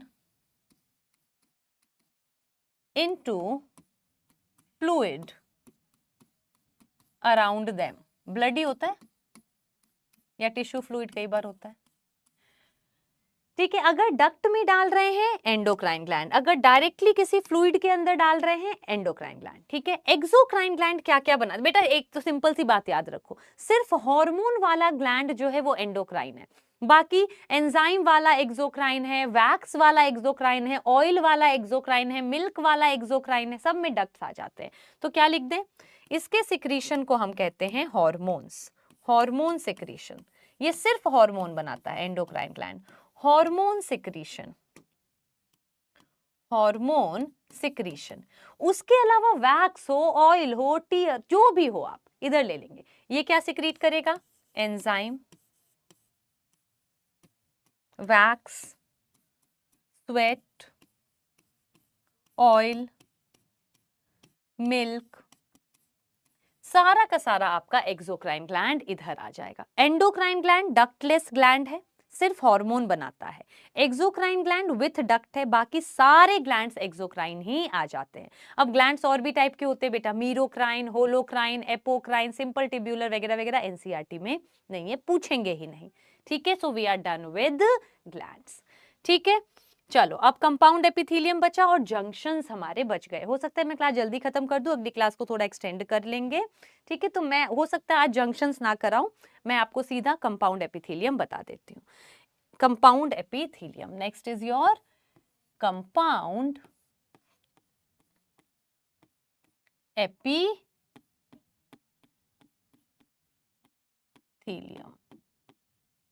compound epithelium has more than one layer of cell. तो इसका काम क्या होगा बेटा, अगर मेरे पास यहाँ पे स्किन पे एक ही लेयर ऑफ सेल होता, मैं हल्का सा टकराती और मेरा स्किन निकल जाता, लेकिन मेरे पास मल्टीपल लेयर ऑफ सेल्स अगर हैं तो एक अगर हट भी गया तो दूसरा लेयर प्रोटेक्शन के लिए प्रेजेंट है। तो सिंपल रटना ही नहीं पड़ेगा, जिस जिस ऑर्गन्स में आपको सोच के लगता है कि यहाँ फ्रिक्शन से या किसी केमिकल से लेयर खराब होके इरोड हो सकते हैं, वहां पे मल्टीपल लेयर पहले ही डाल दो। तो जैसे बेटा स्किन, स्किन पे फ्रिक्शन हो सकता है तो हमने मल्टीपल लेयर रखे हैं प्रोटेक्शन के लिए। बकल कैविटी, गोलगप्पे खा रहे हो मुंह छिल गया है ना, गोलगप्पे खा रहे हो मुंह छिल गया तो फिर दूसरा लेयर प्रेजेंट है। ठीक है, तो माउथ में भी क्या है, बकल कैविटी, गोलगप्पे एक और प्लेट में है एक मुंह में है, तो और दूसरा वो ऐसे लेके खड़ा है कि एक और चाहिए, तो अब खट से जल्दी से आपने स्वॉलो कर लिया तो फेरिंग्स भी तो खराब हो सकता है, स्टार्टिंग का लेयर है। तो फेरिंग्स में भी क्या है, मैम का एग्जांपल याद रखना, गोलगप्पे खा रहे हो, प्लेट में है, एक उसके हाथ में है, तो आपने जल्दी से स्वॉलो किया और फेरिंग्स को खराब कर दिया। लेकिन भगवान जी ने आपको एक वरदान दिया कि फेरिंग्स इतनी जल्दी खराब नहीं होगा, सो फ्रिक्शन वहां भी हो सकता है। सो स्किन पे फ्रिक्शन हो सकता है, yes ma'am, compound epithelium. Buccal cavity, yes ma'am, compound epithelium. Pharynx, yes, golgappe, yes ma'am, compound epithelium. Vaginal canal, sexual intercourse में फ्रिक्शन होगा तो vaginal canal will have compound epithelium. Anus, anus है बेटा, समझो कि दिन कॉन्स्टिपेशन हो गया तो फ्रिक्शन हो सकता है, इरोड हो सकता है, anal canal will have compound epithelium. आंखों को मल दिया, ऐसे ऐसे ऐसे ऐसे कर दिया, क्या आंखें फट जाती हैं, नहीं फटती, आंखों के ऊपर एक कंपाउंड एपिथेलियम का लेयर है which is conjunctiva, compound epithelium. तो ये सारी आपकी एनसीईआरटी वाले कंपाउंड एपिथेलियम हो गए, ये तो मैम याद हो गया क्योंकि इजी था। दो अलग से याद रखो आप, एक तो पैनक्रिया का डक्ट और सलाइवरी ग्लैंड का डक्ट, ये कंपाउंड एपिथेलियम है। वैसे सारे के सारे डक्ट, मैम ने क्या बोला था, ducts of glands are cuboidal, simple cuboidal. Ducts of all glands are simple cuboidal, की डक्ट ग्लैंड्स में तो था ही क्यूबॉइडल एपिथेलियम, थोड़ा सा डक्ट में भी चला गया। स्पेसिफिकली अगर मेंशन करते हैं पैनक्रिया, पीएस या एसपी के डक्ट, सुपरिटेंडेंट पुलिस, अगर एसपी के डक्ट पूछते हैं, अगर एसपी के डक्ट पूछते हैं तो एसपी तो प्रोटेक्शन देता है, सुपरिटेंडेंट पुलिस आपको प्रोटेक्शन देता है, तो अगर एसपी के डक्ट पूछते हैं तो प्रोटेक्शन वाला एपिथेलियम आएगा। बाकी किसी के भी डक्ट पूछते हैं तो सिंपल क्यूबॉइडल कर देना। क्या बोला मैम ने, डक्ट्स में ही तो कंफ्यूजन होती है। सिंपल एपिथेलियम में क्यूबॉइडल में लिखा है ducts of gland, compound epithelium में लिखा है पैनक्रिया एंड सलाइवरी ग्लैंड्स के डक्ट। तो एसपी के डक्ट अगर पूछेंगे सुपरिटेंडेंट पुलिस के तो प्रोटेक्शन वाला एपिथेलियम, बाकी के डक्ट पूछेंगे क्यूबॉइडल एपिथेलियम। ठीक है, तो कंपाउंड एपिथेलियम में क्या लिख दें, कंपाउंड एपिथेलियम में सबसे पहले तो many layer of cells, many layers of cells. तो फंक्शन क्या हो गया, फंक्शन क्या हो गया, फंक्शन हो गया ma'am protection, protection from mechanical and physical injury. ठीक है, अब फिर से मैम एक बार रिपीट करती है, आप खुद लिखो बेटा, कहां कहां होगा। अभी मैम ने कहा स्किन में होगा, स्किन में होगा, प्रोटेक्शन चाहिए, स्ट्रैटिफाइड वाला होगा, बहुत सारे लेयर होंगे स्किन में, बक्कल कैविटी में, फैरिंग्स में, वजाइनल कैनाल में, एनल कैनाल में, आई की कवरिंग कंजक्टिवा। अब कंपाउंड एपिथेलियम के भी बेटा दो टाइप होते हैं, स्ट्रैटिफाइड एंड ट्रांजिशनल। ठीक है, इतनी डिटेलिंग में हम एनसीईआरटी पे ही स्टिक कर रहे हैं, नहीं जा रहे हैं। तो हमने क्या लिख दिया यहाँ पे, क्या लिख दिया हमने एग्जाम्पल में, एग्जाम्पल में मैम हमने लिख दिया स्किन, एग्जाम्पल में हमने लिख दिया buccal cavity, buccal cavity, example में हमने लिख दिया फैरिंग, एग्जाम्पल में हमने लिख दिया एनल कैनाल, वेजाइनल कैनाल,